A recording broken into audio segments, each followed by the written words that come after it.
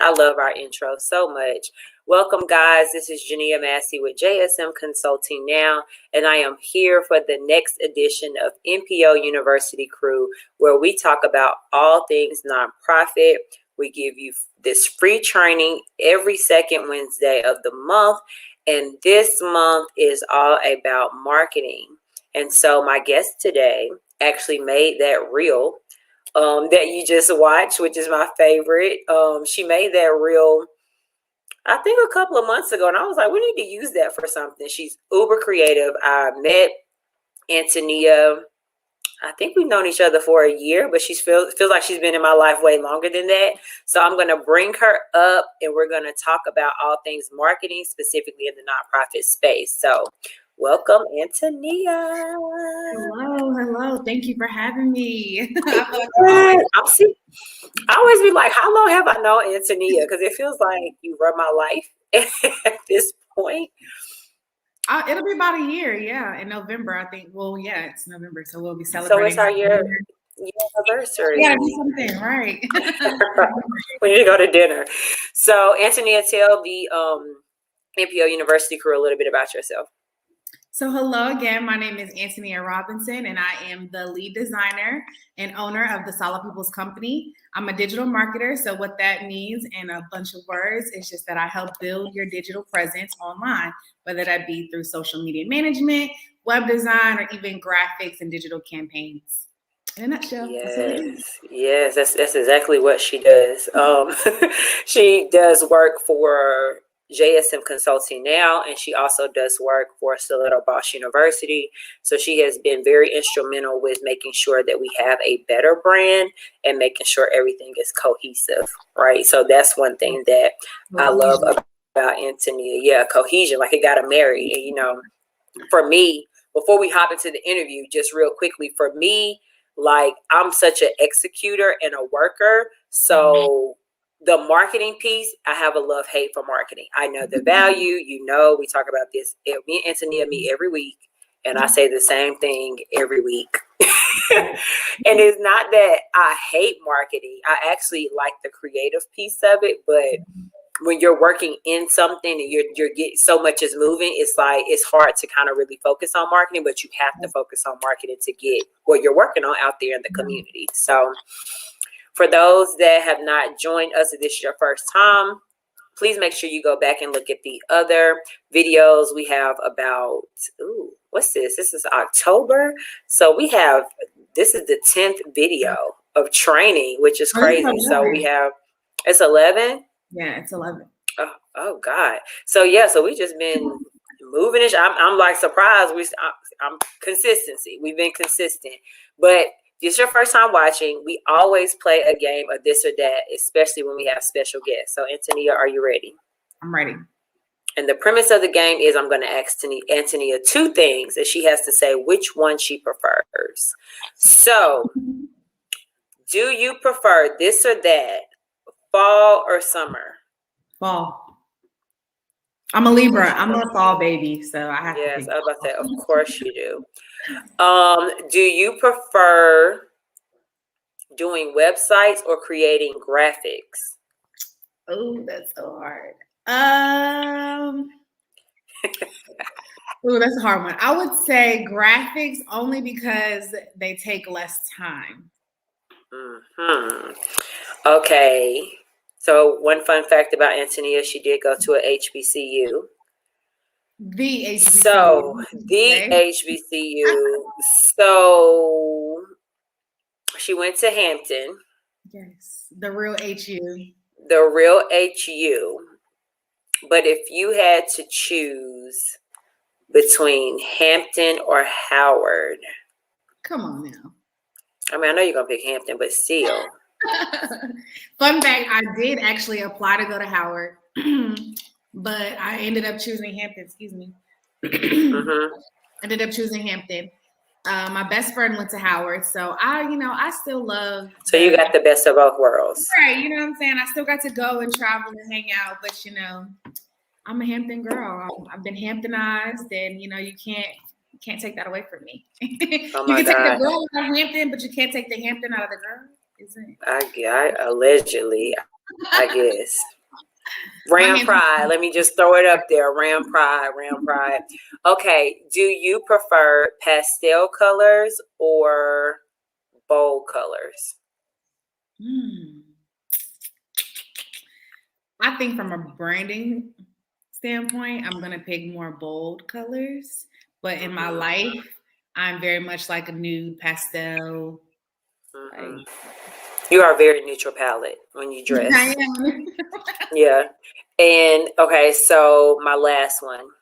Do you prefer East Coast or West Coast?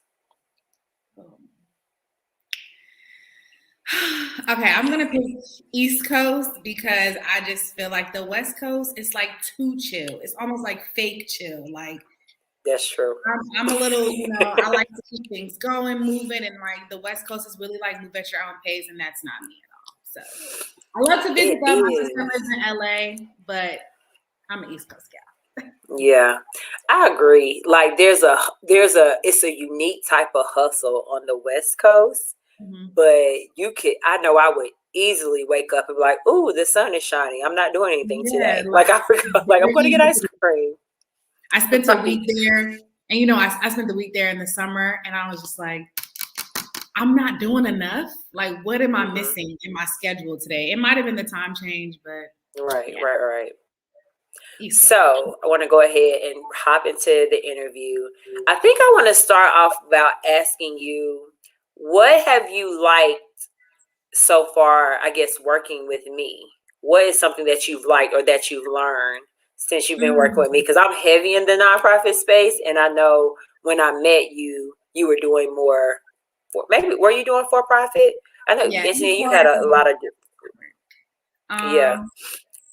Well, backstory, we got to give the people the backstory. So I met Jania through a previous client, and honestly didn't even expect to work with her. Like, was doing work for one of her coaching clients, and she just emailed me out the blue, was like, you know what? I really like what you did with that client, and I want to know what you can do for me. And she kind of just threw it at me. If anybody knows Jania, she's gonna just like throw it all at you and be like, okay, so where can you fit in?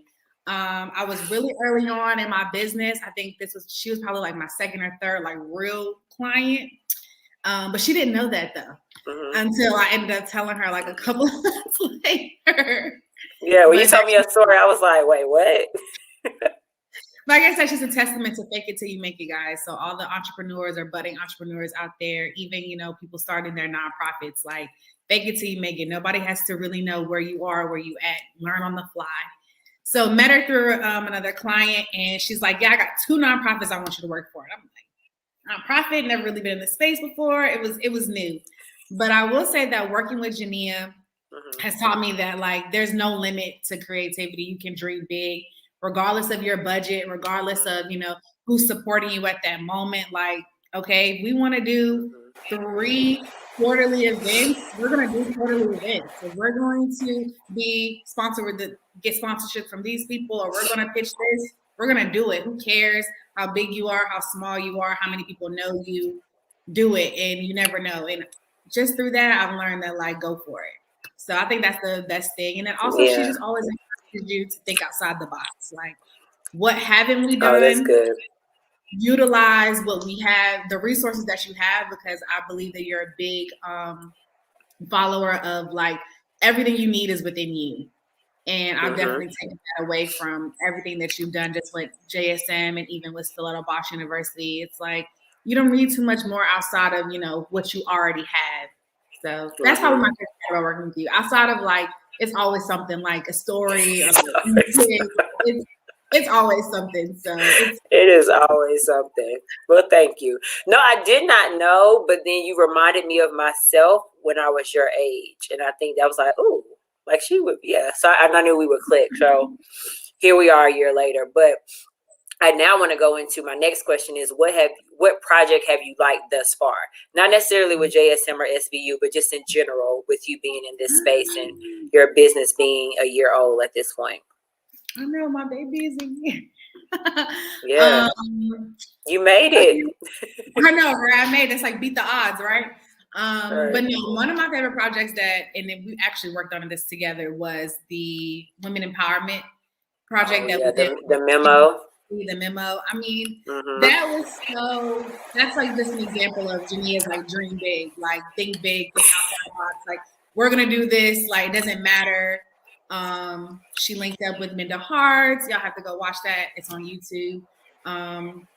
That's probably my favorite project because it allowed us to be able to blend two brands together and blend two missions in a way that was super creative. I got to brand the whole project. The PSA we did, I think just everything was so creative and it just all like clicked and it was cohesive and it was just great. Like, it's one of those moments that where was fun. When you finally get to see like your work in like real life, like come into fruition, people interact with it and really enjoy it. So much feedback just overall from participants to the panel, Arminda and her team. So can't wait to yeah. No, that was fun. I think you could tell me if I'm wrong. I think that was the moment when you realize how extra I am because it literally was just supposed to be a virtual book club. Right. It just all of our I had to reach out to the author. Like, right. It was like, no, I need to reach out to the author. No, we need to buy 100 books. No, we need to print the notebooks. Like, that was fun. And you did your thing. Like, even when I saw the reel with the voiceover and it was just like, this is a production, you know. Yes. And that was a cool project. Yeah, that was probably my favorite project this year. I enjoy doing the StreamYards with you too. Like when we do the whole StreamYard stuff, that's always fun too. I think the second is like top two. Second would probably be the pitch competition that we did. Yes. Just because I think everything that kind of came with that, the rollout and all of that was like great. It was fun. And then we worked with the Westside Community Land Trust and being able to do their signage for their homes. That was because it's something that's gonna, although all the digital stuff lives online, that's something that's gonna live like outside in real life. On a day-to-day, like I'm from Charlotte, so when people are like, oh, I rode by the Tuck House and saw the sign, or like whatever, that's always gonna stick really with me. So shout out to the Westside Community Land Trust.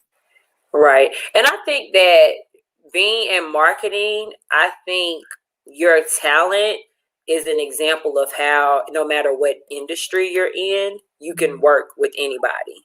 So that kind of leads into my next question with, do you prefer working with nonprofits or for-profits, or is it all the same to you?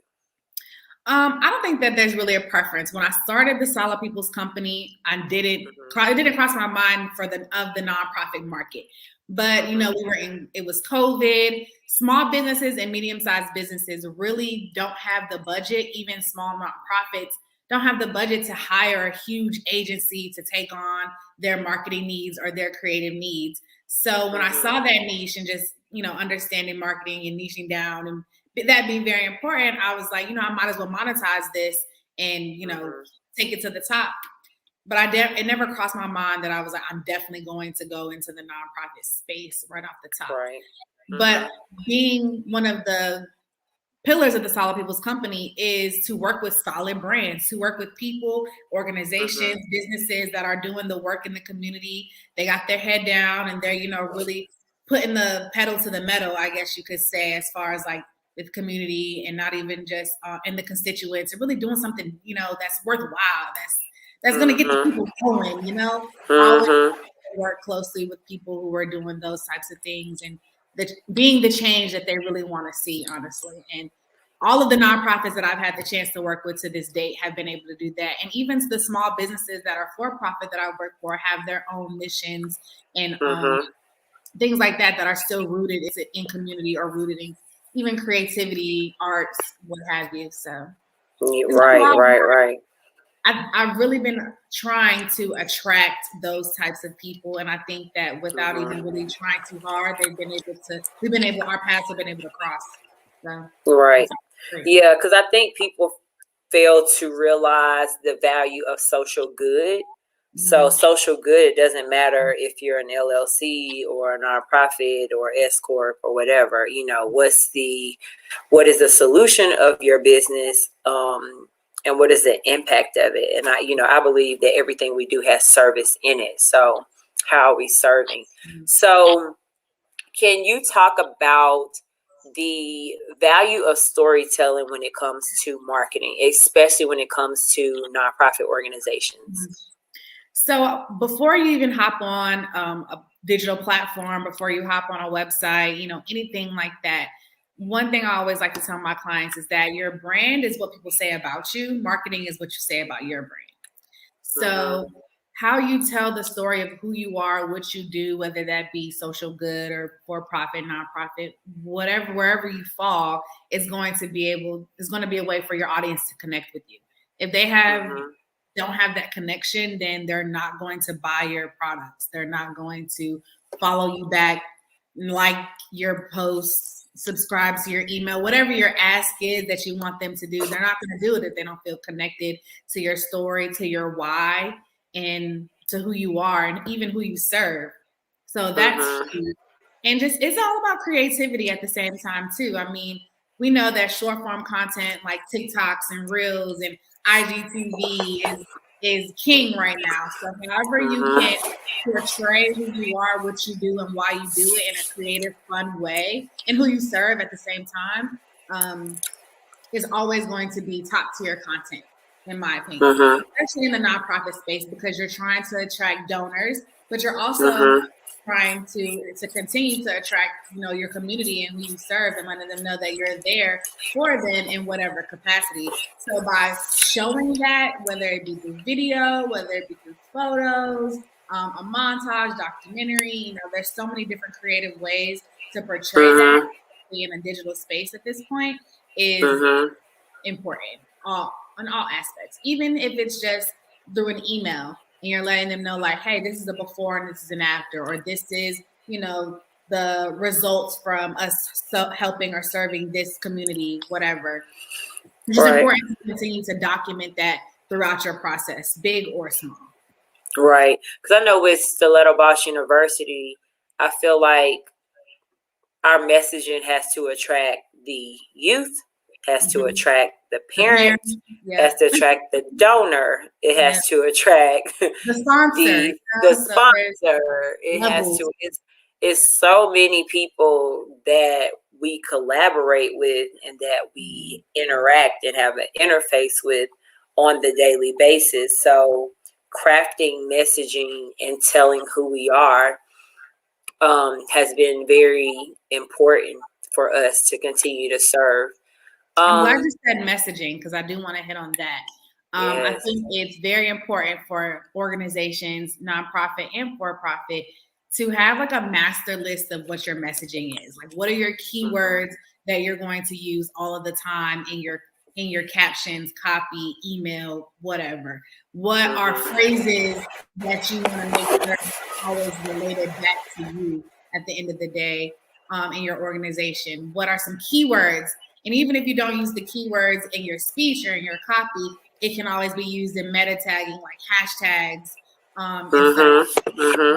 SEO for your search engine optimization on your websites, all of that, so that the people who are looking for you can find you at the end of the day.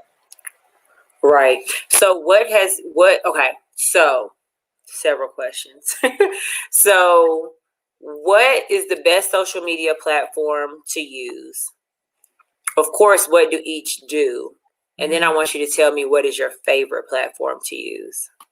Okay. I get this question so much, especially from starting organizations like, Antonia, we just need to be on everything. Like, I need a Facebook, a Pinterest, a YouTube. I need it all. So we need you to manage it. And I'm like, whoa there, let's pump our brakes and let's be strategic about it. That's what social media marketing in itself is just strategic. So the big three would be Facebook, Instagram, and TikTok. YouTube can be interchangeable depending on who you are and what you're looking to do. But I think those would be the three right now. Facebook, and I will preface this by knowing your audience is so important. If your audience is 18 to 25, I would try to stick to the Instagrams and the TikToks. If your audience is maybe like 35 and older, maybe you stick to Facebook. If you're looking to do more long form content, YouTube might be more of your speed. If you're teaching something, maybe YouTube or Facebook is more of your alley. It's all about your goals and your audience and what you want to achieve, what you want those outcomes to be. Right. I think for selling in a marketplace, I think Instagram and Pinterest are like top tier. Especially if you're in the creative space. So if you sell clothes or art or anything like that, I would definitely hop on Instagram and utilize their marketplace platforms. If you're looking to build a larger community based off of what you do, similar to like the nonprofit university crew, or your dog lovers or whatever, I think Facebook is a great way to do that because you can do communities and groups and events and things like that. And if you are someone who just wants to grab attention really quickly, teach things, even like small tutorials, quick content, TikTok is definitely to be because you probably would you get up to like a minute 30 seconds if that. And I just read you know what, I never knew, because I'm like, sometimes I'm looking at TikToks and it's a whole, I'm like, this is a long TikTok, and then but I have longer than others. But I did read this that I think 2 minutes is like the when your brain is like, okay, I gotta scroll. Like that 1 minute 45 second 2 minute mark is like, all right, I'm really. And if you haven't caught my attention in the first 15 seconds, I'm scrolling. You're scrolling as well. That's another stat that people have seen. So when you see certain TikTokers do like the cool transitions or like the different like whatever, that usually happens within the first 10 to 15 seconds, so that you've decided that you're going to watch it all the way through. Got it. So my extra question to this category of questioning is, what has been your favorite person to follow or brand to follow on social media? That's hard. It changes. It really does. I'm a nerd, so like in the branding space, I definitely follow a lot of their like graphic artists. Like I just like to see what they're doing, what's different, follow a lot of typography pages. Wow. Wow. Yeah, I geek out over type and font. That's kind of like my little thing. I don't have like a specific person that I'm like, oh my gosh, I have to like follow them. They are nailing it. I think, of course, Sweetie is she's like content queen right now. I think Meg does a good job with her brand too. I mean, I don't know, like a specific. I think you is doing the thing on Instagram. But yeah, I guess. And then my favorite, you asked what my favorite platform is. My favorite platform is actually Twitter. And I like Twitter. I just get everything on Twitter. You can get everything you need, and it could be informational, but it also could be antics. And I'm good with both. You know what I'm saying? It's a happy medium. God. So I have a Twitter account. We have one for all we literally have Twitter, Instagram, Facebook. I have been on Pinterest before, but that's when I had a wardrobe styling business. But Twitter, even though I'm not a tweeter, because I'll try and then I'm like, I ain't, whatever. But reading them, especially, it's like, I remember I was really into Twitter when Scandal was out.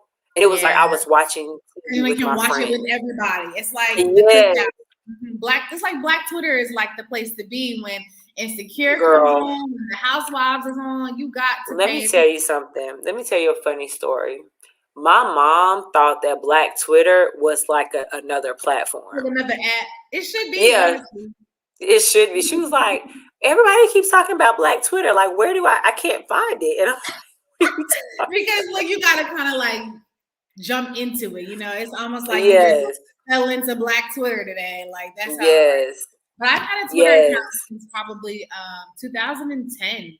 So I've had one for a while. Yeah, I never deleted it or closed it, but I've had it for a while because I'm just like, no, I like to go on it and read thoughts, or like, I love when people make the threads and talk about it. That's a great way to storytell as well for organizations. Yes, I've seen some amazing storytelling through threads. Yeah. Because it's like people can react, people can comment. I mean, it's almost like, it reminds me of like my chat room days, like when I was young, like the AIM, the chat rooms and everything like that, because you're getting people's thoughts. I mean, you get 100, I think now it's like 210 characters, you can it's more than 140 characters? It's more than 140 now. They definitely upped it. I think maybe like a few years ago. So it's more, but what I love about Twitter is just that, like I said, it can be informational, but it also can be entertaining at the same time. Like, I think Twitter does a good job of filtering like the fake news type situation. You can really tell that there's other people's opinions. You can outside other platforms, sometimes it's like presented as fact, whereas you can debunk, you can debate. I'm a Libra and I'm a political science major, so I was a political that debate-esque, field is high, is up there for me. But yeah, I love Twitter. Yeah. So okay. Twitter. Yeah. Okay. So she loves Twitter. I wonder. I mean, I'm asking you that question. I'm like, if somebody asked me that, I don't know what my favorite. I realize as you explain the platforms from a personal level, how I use them differently. So I'm more introspective, deep thinking, Jania, on Facebook. And then when it comes to business, it is more long form. It is more like discussion based for me, or impactful, or nerdy, I feel like. But then Instagram. Oh yeah, you know what? That's the answer. I love LinkedIn. I love LinkedIn because I can get my articles. I can see what everybody else got going on. I can see what's happening from a professional landscape. I can truly network, because I will say, since leaving my job and doing this full time, I'm just now getting coworkers, right? Because my whole story was like I was doing everything, and then now it's like, oh, we have contractors. Oh, we have a staff. Like, we have staff. Yeah, we're a team. Like, even when we had our meeting last week, I was like, wait, we really are a team. Like, it's people on this call. But before, I didn't have any coworkers. So I think the LinkedIn aspect of it made me feel like, okay, I'm still kind of in a work environment. So I guess LinkedIn would be my favorite. Okay, so my next question is, what are the top 5 best practices or tips for marketing for nonprofits? Top 5. Okay, this is going to be hard. Number 1, know your audience. And I will say audiences, because like we hit on before, you have your donors, you have your participants, you have maybe, if your participants are children or, teens, you have their parents. And then you also have, your community of people that are going to support you as well. So potential staff, potential team, all those things as well. So you have to really know who you're talking to. When you know who you're talking to, that's going to be able to help you with your tonality and your posts. So for example, with Bosch University, our target age group is 11 to 17. I can say things like, hey girl, and ciao boo, on Bosch University's page or something like that. And it'll be, taken into account. I can use a little bit more like pop culture references, things a little bit more hip, I guess, on those accounts. Versus on JSM Consulting, for example, like the tonality is going to be a little bit more professional. Although it's still going to be relatable, it's going to be professional. So as long as you know who your audience is, what you want, what you say is going to, what you're trying to portray, and your ask is going to be easy. So that's 1. 2, I love it. Would be goals. Have goals, like realistic goals. And I know everybody says this in like every aspect, from finance to legal, everything. But in a marketing sense, knowing your goals and what you want to accomplish from these digital settings is important. So you can have, for example, you can have a website. That's great. But if your goal from the website is not to have people,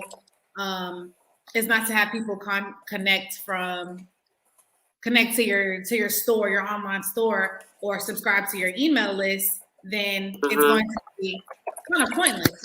1 second. plug my laptop in. See what happens? This is what happens when we record. We gotta keep it real with y'all because it's not perfect. So have realistic goals about what you want to come from your online presence. It's even your social media accounts. If the goal from your social media is to generate leads, and leads being a client or leads being a potential participant, or even a potential donor, then have that information out there so that they can even get to it or get to a place where they can donate, sign up, what have you. So realistic goals. And also know that, especially if you're a new organization, if you're a small organization, or if you're going through a reorganization process as well, that 1 million followers is like, that's not really going to do as much as 1,000 followers would do for your organization. Right. So that goes back to audience as well. Also your impact. Know your impact and know what you want your impact to be. That's going to help you tell your story. So like I said, 1,000 followers, think about it as a room. A room of 1 million people is probably not going to hear you speak or hear what you have to say or resonate with as many people as a room with 1,000 people or as a room with 500 people.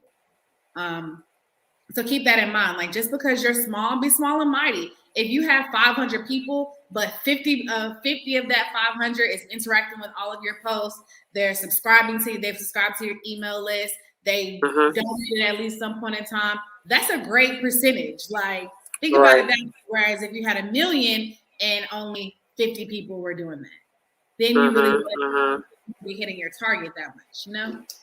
Right. So know your audience, have goals, know your impact, tell your story, and tell your story the way that you want your story to be heard. I think that someone else is, tell it from your perspective and be real, be honest. I think that's one thing that people forget about social media, is that it's really easy to see through like the fluff. That's one reason why TikTok is so impactful right now, because people are in their homes, in their beds, in their onesies, and in their pajamas recording videos, and it's authentic. So remember that sometimes, like, the great camera angles and the great shooting and all of that, it can start to come off as fake. And especially if you're in the space and you're in the social good space, you don't want people to think fake at all. Authentic with your storytelling, and know that that's impactful as well. I think number 5, since it's the last one, I would say, like, have fun with it. Be experimental. If nothing that happens on these social media sites, and nothing that, like, someone like myself, a digital marketer, even someone who is into analytics more or whatever, is going to tell you that is going to be concrete. Like, I can tell you, hey, you should post this amount of times a day, or you should post this type of content, or you should use this type of hashtag. But that doesn't necessarily mean that you're going to always get the results that you're looking for. You constantly have to keep up with trends. You constantly have to know that at the end of the day that, things are going to change. These algorithms are real, okay?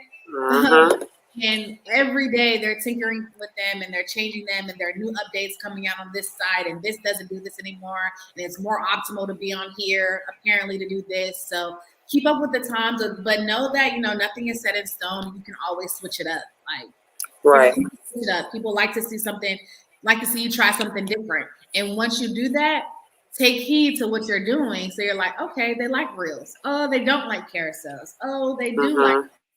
So that's nothing but increase your engagement, and then also, increase your discovery, because at the end of the day, you always want more people to know about your mission, who you are, what you do, and who you serve.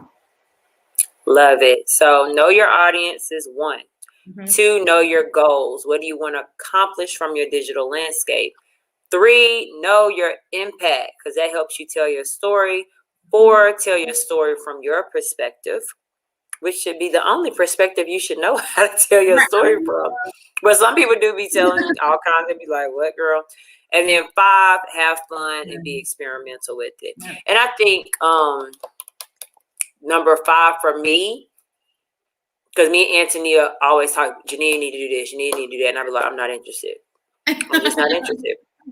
But I think once I realized it was just to have fun, then I think Antonia, and I could be wrong, but I think you started to see like it was certain things I would get to you quicker. Like I'd be like, ooh, let me do the women in nonprofit tips because I have something to say, or let me go to 1 minute nonprofit tips. I was just pushing them out. One time I was like, good googly moogly, like I had a lot to say. But yeah, so I do agree with have fun and be experimental with it because I mean, social media is supposed to be fun, in my opinion. I think people have leveraged it, but even when you like the TikToks I see are funny. They are funny TikToks. The Twitter things that I see are hilarious to hear people, especially when you're watching a show. Like you said, Insecure. Another time that I really look at Twitter is when like the Real Housewives is on. So like the award shows. Oh my God. Award shows.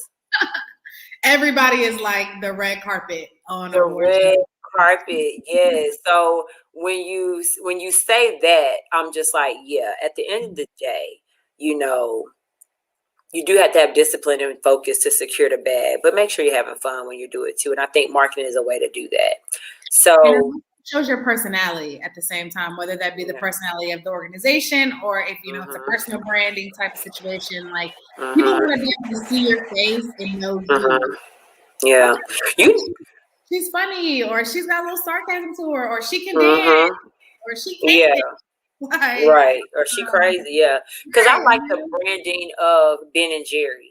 I've always loved Ben and Jerry, just how they're able to make a political stance or a social impact stance. Like I loved how, it's with still the whole light and fun because it's ice cream. Yeah, it's still, or like I love when the fast food restaurants be like beefing, like on Twitter. It just be like, Chick-fil-A will say something smart, or McDonald's will say something smart, or the chicken sandwiches, right? Little stuff like that. So I love it. I love it. I love it. So, Antonia, let people know.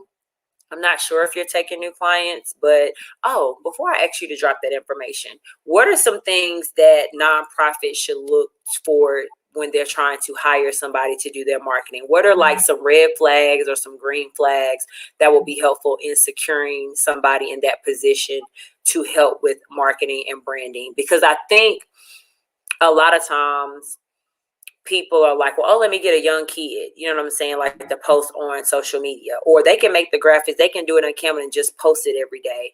And it's a lot more behind it. So what are some key things that people can look forward to, or that would be helpful when they're trying to hire somebody? Because now in the nonprofit space, I've noticed that they allow budgets for that, or that's a part of staff. As before, 5 years ago when I started, it was like, that's why I didn't have anybody in marketing, because I couldn't vouch to pay for them. I had to figure out how to use my unrestricted funds to pay for it. But now it's like, no, I have a marketing director. She's a part of the staff. This is what I need to pay her. So give the people some red flags and green flags. If you can think of some. Green flags. That's really relevant right now from Twitter. Yeah, that's on trend. That's on trend. It is. I would say be realistic. Like you said, I see a lot of even entry level positions and like other places that are like, we need a content, overarching content person, and it's like you got to create the content, implement the content, research the content. You have to do it all.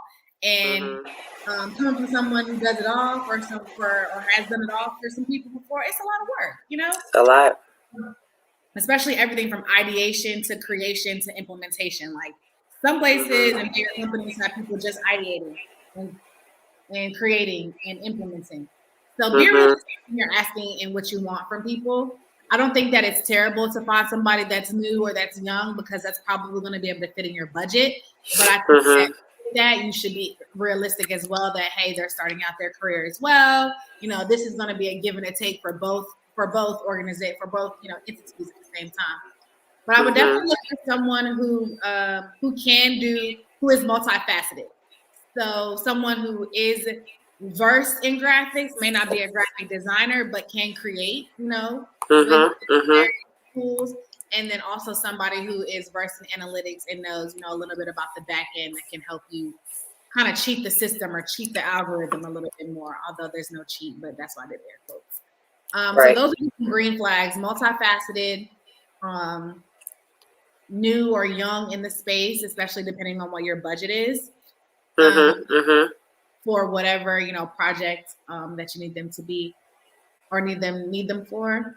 I think a red flag is someone who's going to tell you that like they can make you go viral. Like, I'll make you go viral for $500. Like, or people say that.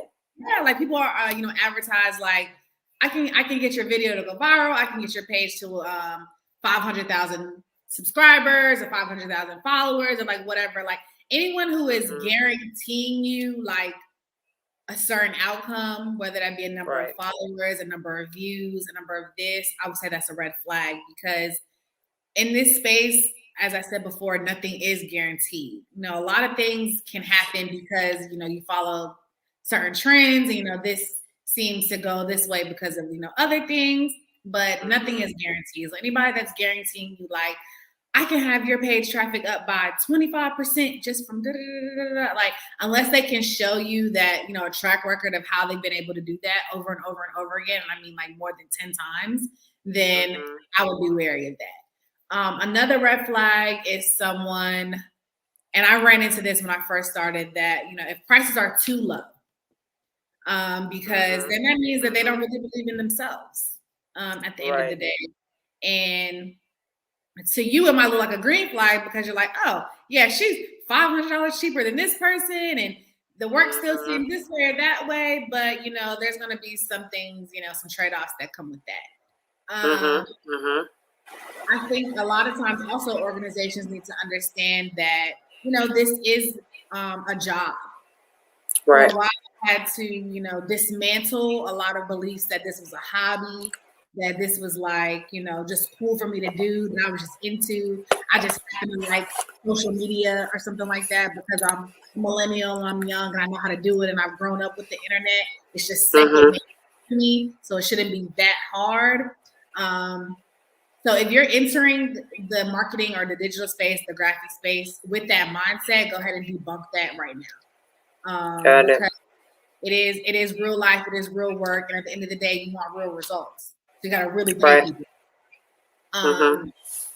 So yeah, and I think that be honest with your needs. If you know, like, hey, I really only need this amount, be honest. If you know that you need this amount of work from someone, put it all in how you run your business, because I know, like, as a creative, a lot of people expect a certain level of autonomy or, creative control, whatever, like put that all out on the table so that you can really find what works best for you.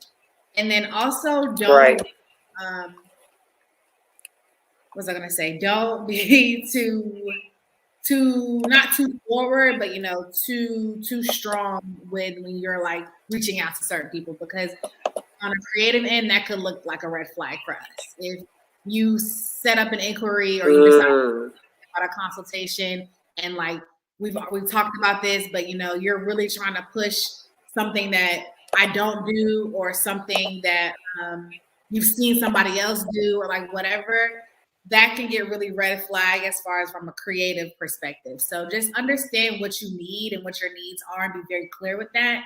And from my experience, a lot of people that are marketers or that are in my space, they're going to be honest with you, like, hey, I'm really great at graphics, but I'm not going to post for you. Or I'm really great at planning posts and doing copy, but you're going to have to find somebody to create your graphics for you.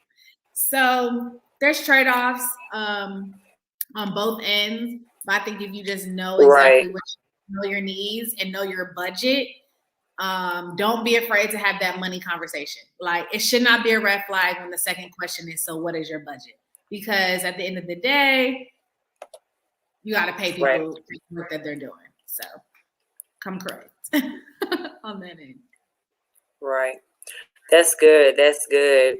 So we're going to wrap up. So tell people how to reach you, how to connect with you, if you're taking clients, all that good stuff. So everybody, you guys can follow me on Instagram at AntSoSolid. That's AntSoSolid. You can also follow my business page at Solid People Co. And that's SolidPPLCO. My website is solidpeople.co, same spelling. And I think we'll have a banner that drops below to kind of show you that. On my Instagram, there's a link tree. So if you want to book a consultation or if you want to view my portfolio, some work that I've done before to know if I'm the right fit for your girl, then definitely check that out. Otherwise, yeah, I'm in the Charlotte metro area, but I love to travel and I'll come to wherever you need me to be. So yeah, it's right there on the screen. Yes. So yes. So thank you so much for being my guest today. You definitely dropped a lot of gems, things to look for, consider, and how to really make it work for you and your nonprofit. I know we are excited for some things that are coming up with JSM Consulting now. We will be offering some VIP days. We will be offering an accelerator program. So make sure you stay tuned. You subscribe to our website so you can get all the details when they drop, because it is coming. And we have an apparel line. I'm rocking some stuff now. This is our Give shirt, which says offering from the heart is how we define giving. So that's on this shirt. I think this is magenta, but it comes in different colors in a hoodie. So make sure you go purchase that. It's all on our website. And I'm just excited that you were able to talk to me in some time, even though you talk to me all the time. I'm talking to the crew now, the university. So, You're talking to the crew. Yeah, I gave it to the crew. Yes. So I cannot remember what next month is about, but I know it's going to be good, because I know in December we're talking about 990s and I have my accounting coming on. So wait a minute, that is next month. Yeah, girl. The year, I'm telling you, has gone by. I'm saying, like, what's happening next month? Yes. So our last session is going to be about 990. So I'm going to have my accountant to come on, and I'm super excited about that. So make sure y'all stay tuned. But again, we're going to end this episode of the NPO University crew, and we hope everybody has a blessed day.